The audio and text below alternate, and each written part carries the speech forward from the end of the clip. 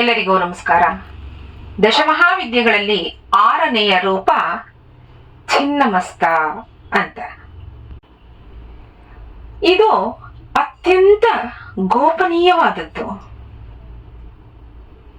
ಯೋಗ ಸಾಧನೆಯ ಔನ್ನತ್ಯ ಇದು. ಶಿರವೇ ಇಲ್ಲದ ಭಯಂಕರ ಸ್ವರೂಪವಾದ ದೇವಿಯನ್ನ ಛಿನ್ನಮಸ್ತ ಅಂತ ಕರೀತಾರೆ. ಛಿನ್ನಮಸ್ತ ಅಂತನೂ ಕರೀತಾರೆ, ಭಿನ್ನಮಸ್ತ ಅಂತನೂ ಕರೀತಾರೆ. ಇದು ನಮ್ಮ ಜ್ಞಾನವನ್ನ ಶುದ್ಧ ಜ್ಞಾನದ ಅರಿವಿನಲ್ಲಿ ಸಮಾವೇಶಗೊಳಿಸಬೇಕು ಅನ್ನೋ ತತ್ವವನ್ನ ಸಾರತ್ತೆ. ಪರಿಮಿತ ಮನಸ್ಸಿನಿಂದ ಅಪರಿಮಿತದೆಡೆಗೆ, ಉನ್ಮನದ ಸ್ಥಿತಿಯೆಡೆಗೆ ನಾವು ಹೋಗ್ಬೇಕು ಅನ್ನೋದನ್ನ ಛಿನ್ನಮಸ್ತಾದೇವಿ ಹೇಳ್ತಾಳೆ. ನಮ್ಮ ನಿತ್ಯ ಸತ್ಯತ್ವದ ಹಾದಿಲಿ ಶಿರಸ್ಸು ಮನಸ್ಸುಗಳು ಪ್ರತಿಬಂಧಕಗಳು. ದೇಹ ಭಾವವನ್ನ ದೂರ ಮಾಡಿ ವಿಶ್ವ ಮಾನವತೆಯ ಕಡೆಗೆ ಸಾಗೋಕೆ ದೇವಿ ನಮ್ಮನ್ನ ಪ್ರೇರೇಪಿಸ್ತಾಳೆ. ತಾತ್ವಿಕವಾಗಿ ಹೇಳಬಹುದಾದನ್ನ ಹೆಚ್ಚು ಪ್ರಭಾವಶಾಲಿಯಾಗಿ ರೂಪಿಸೋಕೆ ಛಿನ್ನಮಸ್ತಾದೇವಿ ತನ್ನ ಸ್ವರೂಪವನ್ನ ಛಿನ್ನಮಸ್ತಳಾಗಿ ಹೇಳ್ತಾಳೆ. ಅಂದ್ರೆ ತನ್ನ ತಲೆಯನ್ನೇ ಕತ್ತರಿಸಿಕೊಂಡು ಏನಿದು, ಇದರ ತತ್ವ ಏನು ಅನ್ನೋದನ್ನ ಅವಳು ತಿಳಿಯಪಡಿಸ್ತಾಳೆ. ಯಾಕೆ ಹೀಗೆ ಅಂತ ಅಂದ್ರೆ ಇದಕ್ಕೆ ಒಂದು ಕಥೆಯನ್ನು ಹೇಳ್ತಾರೆ. ದೇವಿ ಒಂದು ಸಾರಿ ತನ್ನ ಸಖಿಯರಾದ ಜಯ ವಿಜಯರೊಂದಿಗೆ ಮಂದಾಕಿನಿ ನದಿಗೆ ಸ್ನಾನಕ್ಕೆ ಹೋಗ್ತಾಳಂತೆ. ಸ್ನಾನ ಮಾಡಿದ ನಂತರ ಆಕೆಗೂ ತುಂಬಾ ಹಸಿವಾಗತ್ತೆ. ಅವಳು ಆಗ ಕೃಷ್ಣ ವರ್ಣದವಳಾಗ್ತಾಳಂತೆ. ಆಕೆಯ ಸಖಿಯರಿಗೂ ಹಸಿವಾಗತ್ತಂತೆ. ಆ ಹಸಿವನ್ನ ತಾಳಲಾರದೆ ಆ ಸಖಿಯರು ಅವಳನ್ನ ನಮ್ಗೆ ಏನಾದ್ರೂ ತಿನ್ನೋದಕ್ಕೆ ಬೇಕು ಅಂತ ಕೇಳ್ತಾರಂತೆ. ಕೃಪಾಮಯಳಾದ ದೇವಿ ಆಗ ತನ್ನ ಖಡ್ಗದಿಂದ ತನ್ನ ಶಿರಸ್ಸನ್ನ ಕತ್ತರಿಸಿದಾಗ ರುಂಡ ಅವಳ ವಾಮಹಸ್ತದ ಮೇಲೆ ಬಿತ್ತು. ಆಕೆಯ ಮುಂಡದಿಂದ 3 ರಕ್ತಧಾರೆಗಳು ಪ್ರವಹಿಸತ್ವೆ. 2 ರಕ್ತಧಾರೆಯನ್ನ ಸಖಿಯರು ಪಾನ ಮಾಡಿದ್ರೆ 3ನೆಯ ಧಾರೆಯನ್ನ ತಾನೇ ಸ್ವತಃ ಕುಡಿದ್ಲು. ಅಂದಿನಿಂದ ಭಿನ್ನಮಸ್ತ ಅಥವಾ ಛಿನ್ನಮಸ್ತ ಅನ್ನೋ ನಾಮದಿಂದ ವಿಖ್ಯಾತಿ ಹೊಂದಿದ್ಲು ಅಂತ ಹೇಳ್ತಾರೆ.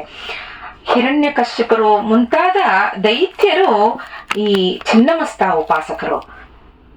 ಅಷ್ಟಾದ್ರೂ ಅವಳು ತನ್ನ ತಲೆಯನ್ನ ಕತ್ತರಿಸಿಕೊಂಡ್ರು ಆಕೆಯ ಮುಖ ಪ್ರಸನ್ನವಾಗಿತ್ತು. ದೇಹ ಭಾವವನ್ನ ಮೀರೋದು ಸುಖವಾದ್ದು ಅಂತ ಈ ಪ್ರಕ್ರಿಯೆಯಿಂದ ಅವಳು ತೋರ್ಪಡಿಸ್ತಾಳೆ. ಅಂದ್ರೆ ಇದರ ತತ್ವ ಏನು ಅಂದ್ರೆ, ನಾವು ಅಧ್ಯಾತ್ಮ ಚಿಂತನೆಯನ್ನ ಸದಾ ಮಾಡಬೇಕು.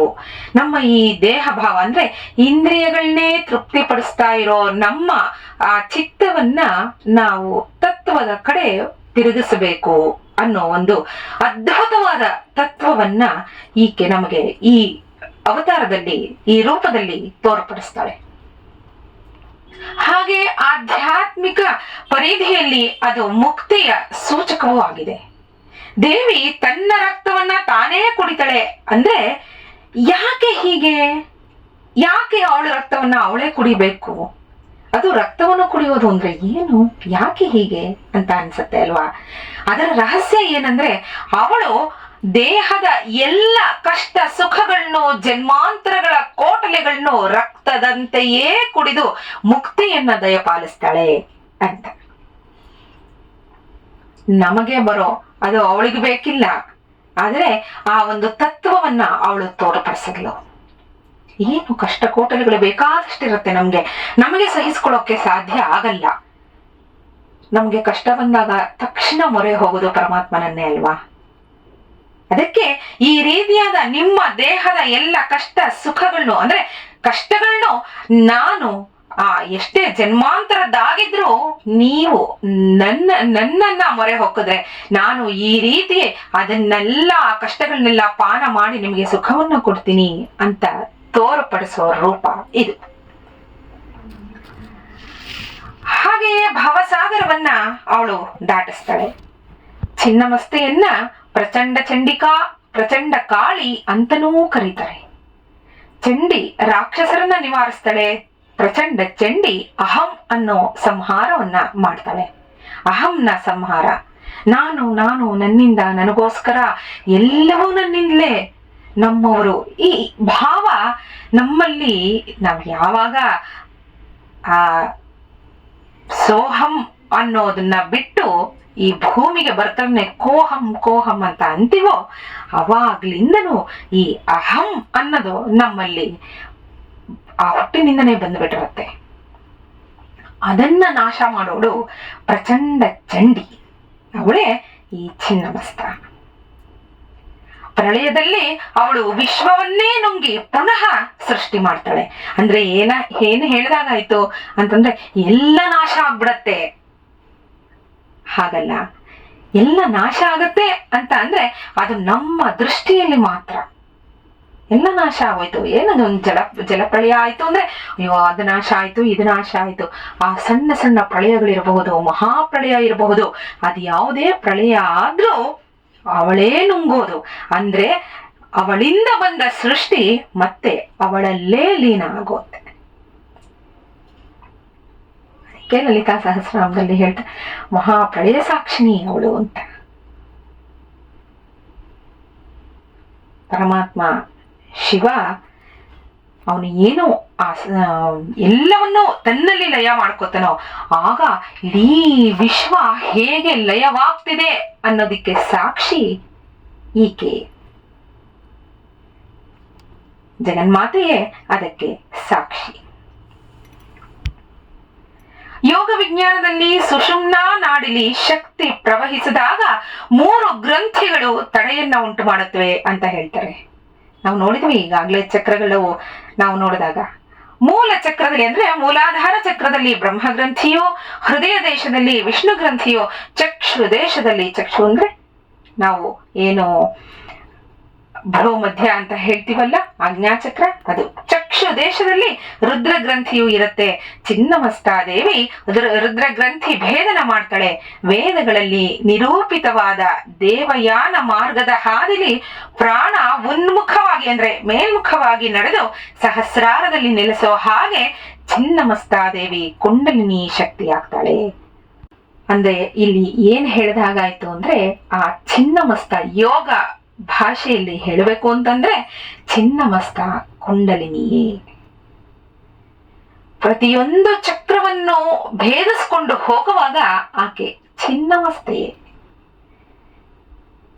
ನಮ್ಮಲ್ಲ ಇರೋ ಅಹಂ ಆಗ್ಲಿ, ಆ ಅಹಂಕಾರ ಅಂತ ಏನ್ ಹೇಳ್ತೀವಿ ಅದು ದುಶ್ಚಟಗಳು, ಆಮೇಲಿಂದ ಆ ಬೇಡವಾದ ಕೆಟ್ಟ ಚಿಂತೆಗಳು, ಚಿಂತನೆಗಳು ಎಲ್ಲವನ್ನೂ ಭೇದಿಸ್ಕೊಂಡು ಹೋಗುವಂಥ ಕುಂಡಲಿನಿಯೇ ಚಿನ್ನಮಸ್ತ. ಅವಳೇ ಯೋಗ ಶಕ್ತಿ, ಯೋಗಿನಿಯೂ ಅವಳೇ ಆಗಿದ್ದಾಳೆ. ಚಿನ್ನಮಸ್ತಾದೇವಿಯ ಜಪ ಮಂತ್ರ 15 ಬೀಜಾಕ್ಷರಗಳಿಂದ ಕೂಡಿದೆ. ಅವಳ ಅತಿ ಪ್ರಸಿದ್ಧವಾದ ಮಂತ್ರ ವಜ್ರವೈರೋಚಿನಿ ಅಂತ. ವಜ್ರವೈರೋಚಿನಿ ಅಂದ್ರೆ ಆತ್ಮ ಸಾಕ್ಷಾತ್ಕಾರ.